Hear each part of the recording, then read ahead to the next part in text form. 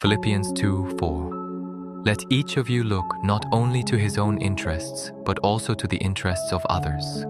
There are moments when someone shares something important with you, and you realize later that you only heard part of it, not because you meant to ignore them, but because your mind was full of your own worries, plans, and responsibilities.